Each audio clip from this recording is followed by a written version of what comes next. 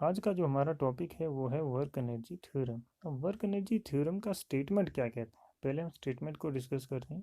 क्या कहता है कि work done bye a force in displacing a body measures the change in kinetic energy. क्या कहता है कि जब हम एक बॉडी पे वर्क डन करते हैं तो क्या होता है कि हम उस वर्क डन को कैसे मेजर करते हैं। तो उस वर्क डन को हम कैसे मेजर कर सकते हैं, हम देखेंगे कि उस बॉडी की काइनेटिक एनर्जी में कितना चेंज आया। तो जितना काइनेटिक एनर्जी में चेंज आया, हम कह सकते हैं कि उतना वर्क डन हुआ होगा। ये कहता है वर्क एनर्जी थ्योरम का स्टेटमेंट। या हम ऐसे भी लिख सकते हैं इसको, work done is equal to change in kinetic energy, कि जितना वर्क डन होगा उतना काइनेटिक एनर्जी में चेंज आएगा, सिंपल वे में। ठीक है, क्या कहता है कि जितना हम वर्क डन करेंगे एक बॉडी पे उतना उस बॉडी की काइनेटिक एनर्जी में चेंज आएगा। ठीक है, when a force does some work on a body the kinetic energy of the body increases. क्या कहता है कि जब हम एक बॉडी पे फोर्स अप्लाई करेंगे तो क्या होगा, जब हम उस पर फोर्स अप्लाई करेंगे तो मान लो कि वो बॉडी जो थी वो मोशन में थी। अब क्या होगा, उस बॉडी का मोशन इंक्रीज होगा।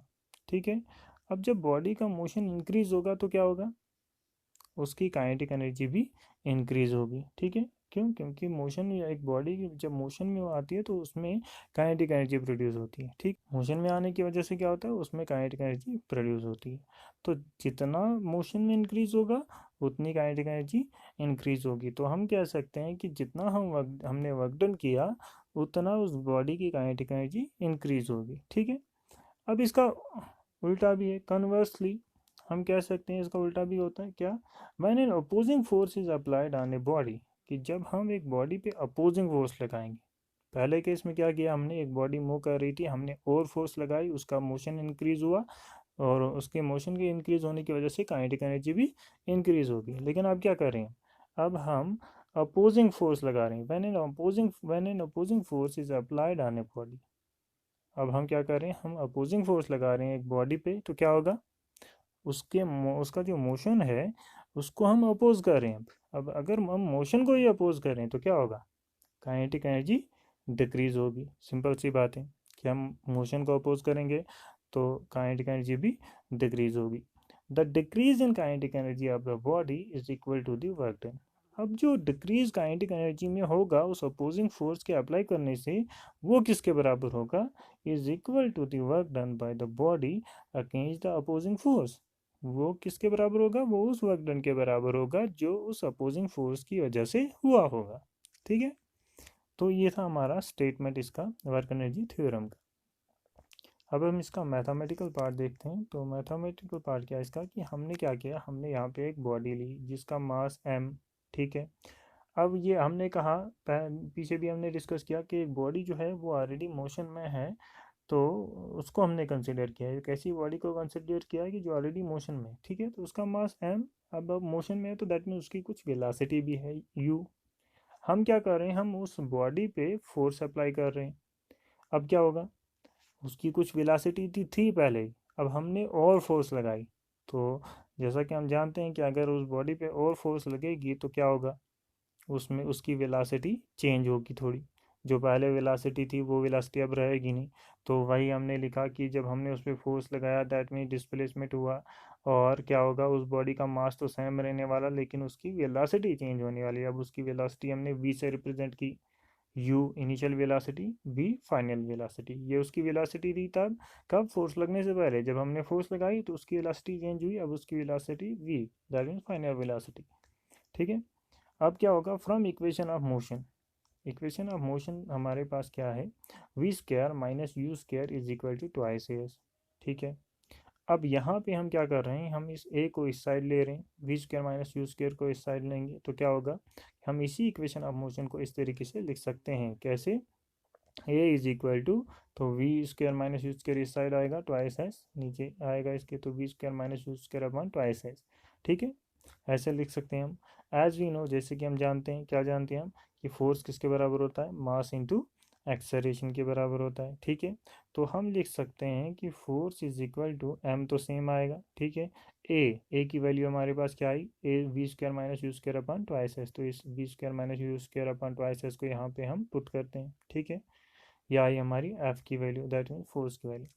अब हम जानते हैं, क्या जानते हैं कि वर्क किसके बराबर होता है, फोर्स इनटू डिस्प्लेसमेंट, ठीक है। और फोर्स की हमारे पास वैल्यू अभी निकली mv² minus you square upon twice है, तो हम फोर्स की वैल्यू यहाँ पुट करें mv² minus you square upon twice है, और ये डिस्प्लेसमेंट यहाँ नीचे आने वाला है, ठीक है।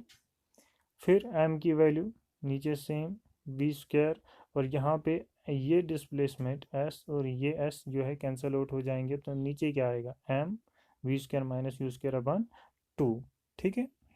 अब इसी mv² minus you square upon 2 को हम लिख सकते हैं, क्या लिख सकते हैं, w is equal to 1/2 mv² minus 1/2 mu², 1/2 common निकालेंगे और m को v² के साथ मल्टीपल करेंगे तो mv², और फिर m को u के साथ मल्टीपल करेंगे तो mu², ठीक है। अब 1/2 mv² क्या होता है, काइनेटिक एनर्जी का एक्सप्रेशन। अब v है तो that means final kinetic energy, तो हम इसको लिख सकते हैं फाइनल काइनेटिक एनर्जी माइनस अब u initial kinetic energy, final kinetic energy minus initial kinetic energy. अब जब हम डिफरेंस निकालें, सब्ट्रैक्ट करें, किसको सब्ट्रैक्ट करें, final kinetic energy minus initial kinetic energy, तो हमारे पास एक ऐसी वैल्यू आने वाली है, कौन सी वैल्यू, जिसको हम क्या कह सकते हैं, जिसको हम कह सकते हैं चेंज इन काइनेटिक एनर्जी, कि कितना काइनेटिक एनर्जी में चेंज आया, ठीक है। तो हमने लिखा work done is equal to change in kinetic energy, तो यही तो वर्क एनर्जी थ्योरम का स्टेटमेंट था कि जितना हमने वर्क डन किया उतना काइनेटिक एनर्जी में, उस बॉडी की काइनेटिक एनर्जी में चेंज आएगा, ठीक है, क्लियर। अब ये था मैथमेटिकल एक्सप्रेशन, इसका एक अल्टरनेटिव मेथड भी है, तो उसको हम डिस्कस करते हैं। अल्टरनेटिव मेथड क्या है इसका, कि हमने देखा कि हमने लिखा work done is equal to change in kinetic energy, जितना हम वर्क डन करेंगे उतना काइनेटिक एनर्जी में चेंज आएगा, ठीक है। अब जितना काइनेटिक एनर्जी में चेंज आएगा वो कैसे निकाल सकते हैं हम, जब हम फाइनल काइनेटिक एनर्जी में से इनिशियल काइनेटिक एनर्जी निकालेंगे तो तब जाके वो चेंज निकलने वाला है कि कितना चेंज निकला, ठीक है। फाइनल काइनेटिक एनर्जी को हम लिख सकते हैं 1/2 mv², जैसा कि अभी देखा हमने। इनिशियल काइनेटिक एनर्जी को हम लिख सकते हैं 1/2 mu², ठीक है।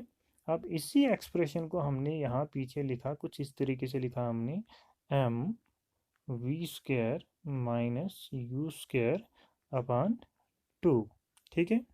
क्या किया, m कॉमन निकाला तो बाकी पीछे क्या बचा, v² माइनस u² अपॉन 2, जैसे कि पीछे हमने एक्सप्रेशन में देखा, ठीक है। अब यहाँ जो हमारे पास ये एक्सप्रेशन आया mv² माइनस u² अपॉन 2, अगर हम इसमें क्या करें, हम इस m के साथ मल्टीपल करें a और यहाँ डिवाइड करें a, तो क्या कोई चेंज आने वाला है, कुछ फ़र्क पड़ने वाला है, तो कुछ फ़र्क नहीं पड़ने वाला है। क्यों, क्योंकि हमारे पास क्या होगा, हमारे पास अगर ये a और ये a हम कैंसल आउट कर दें तो हमारे पास फिर से वही एक्सप्रेशन आने वाला है जो हमारे पास था। तो अगर हम यहाँ पे मल्टीपल करें a और यहाँ पे डिवाइड करें तो कोई प्रॉब्लम नहीं होने वाली, क्यों, क्योंकि हम अब इसको वापस भी ला सकते हैं, ठीक है। तो वही मैंने यहाँ पे लिखा mv² माइनस u² अपॉन 2 और मल्टीपल किया a और यहाँ डिवाइड किया a, ठीक है। अब ma किसके बराबर होता है, फोर्स के बराबर। v² minus u² upon twice a किसके बराबर होता है, जैसे कि इक्वेशन ऑफ मोशन हमने डिस्कस की पीछे, v² minus u² is equal to twice a s, इस ट्वाइस ए को इधर ले जाओ, v² minus u² upon twice a is equal to s, तो यही तो है हमारे पास यहाँ v² minus u² is equal to s, तो इसकी जगह एस लिखो तो क्या निकला, work done is equal to force into displacement. तो इसी एक्सप्रेशन को हमने कहाँ निकाला था, चेंज इन काइनेटिक एनर्जी, यानी यहाँ work done is equal to change in kinetic energy, तो ये भी है मैथमेटिकल एक्सप्रेशन इसका, और जो हमने पीछे डिस्कस किया वो भी है, ठीक है। तो ये था हमारा आज का topic, work energy theorem. Thank you.